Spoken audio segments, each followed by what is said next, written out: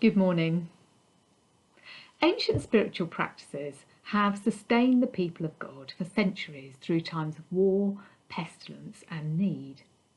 And in our current time, many Christians are rediscovering the value of such simple habits, which, whilst they might seem humble and ordinary, are so vital in sustaining and growing life and faith.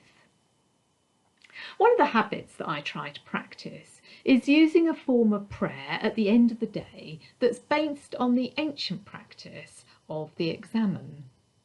It's finding a moment of quiet to ask myself 3 questions, and I'm going to use 3 objects to illustrate those questions. The first one is a lighted candle, and the question is, where have I seen a glimpse of glory? As I review my day, can I find a moment in that day that has brought me great joy, reminded me of God, something that has been good? Where have I seen a glimpse of glory? The second question is illustrated by the cup. And the question is, what has troubled me? In the Garden of Gethsemane, Jesus knew what it was to be deeply troubled.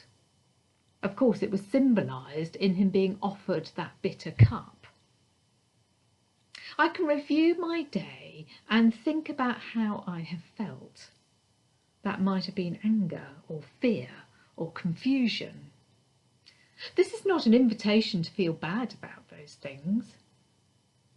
This is simply acknowledging the reality of the tough stuff of life. My third is illustrated by this bread.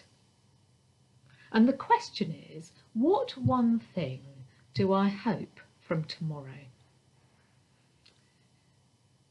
My daily bread that can help me to keep going. Daily bread that can fill and satisfy. Daily bread that brings blessing and growth. What one thing do I hope for tomorrow? And if I have time, and I haven't by this time fallen asleep, I can continue to sit in quiet with Jesus, thank him for my glimpse of glory, offer him my troubling feelings, and share with him my new day's hope. This is prayer at rest, at quiet, at ease with oneself, and it's prayer in the presence of love beyond measure. At the end of the day, my cat likes to sit on my lap, and he stretches out and purrs very loudly.